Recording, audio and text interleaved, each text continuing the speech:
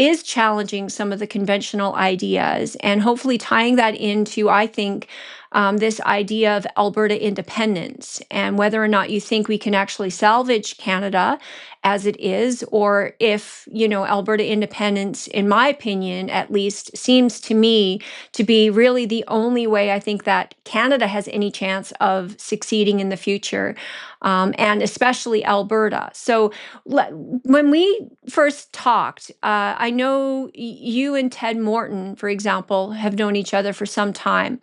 And the firewall strategy has been around for a very long time. And as somebody, like you said, who has dived into public policy in the way that you have, some of the points that the Alberta firewall strategy brought up was, the creation of an Alberta pension plan, a police force, collecting personal income taxes directly, asserting control over health and education, of which right now you are on a panel yourself for education and looking at the competitiveness of that here in Alberta.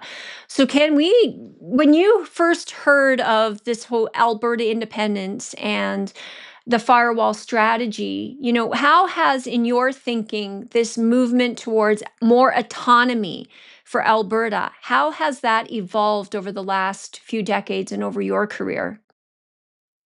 Well, I think, first of all, I think there's been some significant difference between Alberta and other provinces. And I think that always leads to a question about whether Alberta should have more autonomy if it feels it's being held back by the rest of the country.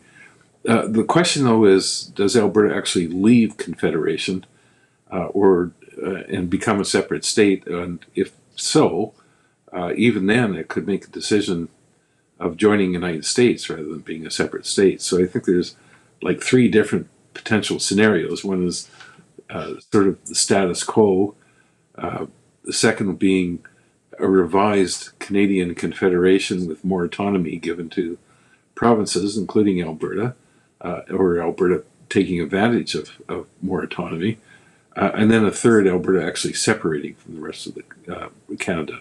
Those are three different options that I think need very careful discussion by Albertans as far as which way they want to go in the future. Now, if looking at it from a purely economic standpoint, some people are very concerned that Alberta doesn't really have the resources, the tools. There's a lot of fear around this conversation of Alberta sovereignty, as a perspective of leaving Canada. From your perspective, I think economically, when I look at the numbers, I look at the talent, the demographics, I don't see there's obstacles, obviously, and there's going to be challenges, I think, in an Alberta independence. But I don't see any reason for, the obstacles that I see. I think they're very easy to overcome. I mean, not easy. That's probably not the right word, but at least they're not stoppable. Like it is no reason for us not to consider that option.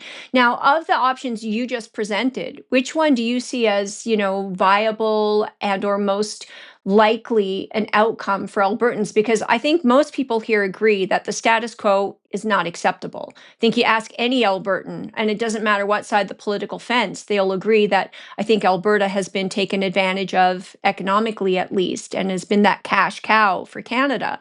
But, so where does that leave us as Albertans in exploring our options moving forward? Well, I think that's a very important question to be asking, and in fact, I would first start really with the series of issues in terms of what is it that Alberta is looking for, and what is it the problem that they see in terms of of their own future as a province. And so when you put that in that context, I think Albertans are very upset with the fact that their major industries have been held back, particularly oil and gas production over the past 10 years. The question is, will that be fixable? And of course, if you did separate, let's say, would that problem get fixed as well under separation, as opposed to staying within Canada. And I think that's one area of a great deal of uncertainty, and we can come back to that later. The other set of issues is the fact that Alberta has been a cash cow for the rest of the country. It's given over $800 billion to the rest of the country since 1965. In fact, every year, Alberta pays more in taxes to the federal government than federal spending in Alberta, and that difference is $20 billion, which is like a 9% tax on personal income. So that's a pretty significant number, and it is a cost to the province. Can that be fixed in Confederation? Well, you can make the argument that Alberta, being a rich province, should be making some transfers to the rest of the country, which is what you find in any federation around the world.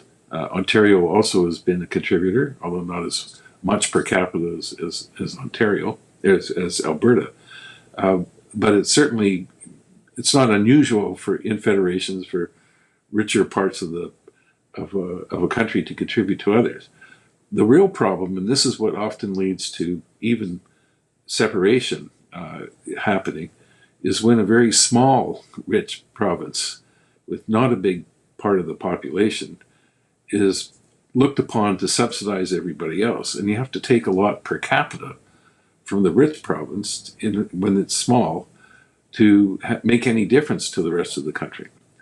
So I've argued actually there's two reasons that you can get a conflict in federations. One of them being the fact that people may have differences in tastes across different regions in a country, and that certainly is true about Quebec versus the rest of Canada in terms of historical fact and being a French province related to France as opposed to Britain at the time when Canada was founded. And it's also true in a number of countries where you've seen conflict occurring in federations. It happened between, for example, Singapore and Malaysia, between the Bumiputera in Malaysia and in case of Singapore, the Chinese. And so you can go around to a number of situations where there were breakups, and it's partly related to what I call conflict of taste. But the other is this conflict of claim, which happens when a rich, small province or region is being looked upon to transfer a lot of wealth to the rest of the country. And I think that's the case of Alberta vis-a-vis the rest of the country. Giving $20 billion or 9% of personal incomes to the rest of the country. And that kind of conflict has happened around the world too. Even in Singapore and Malaysia, a significant part of the conflict was the fact that Singapore was getting rich and richer than Malaysia, and in the end there was a lot of conflict over that. And I worked in Czechoslovakia before and after the separation of Czechoslovakia into the Czech Republic and Slovakia, and again, part of it was related to this differences in income and the fact that Czech Republic was giving a fair amount of money to Slovakia, which was a poorer part of of its country. And there's a lot of examples like that. Whether you look at Spain and Barcelona, Cantolia area that has been richer than the rest of Spain and contributing to other parts of Spain. I can go through so many examples of conflict of claim, and sometimes it does lead to separation as well. So I think that's an issue that is not easily solvable, and I think Albertans have to feel that there's significant benefits staying in the Confederation, and there are two things that are important. One is a trade with other provinces, not just with the rest of the world, but working with other provinces, and that can be very, very positive. Although some of that interprovincial trade has been declining over the past number of years, which I think has helped contribute to some of the differences. But I also think that also it's labor mobility that's been very important. And Alberta has been very successful at attracting people from other parts of Canada.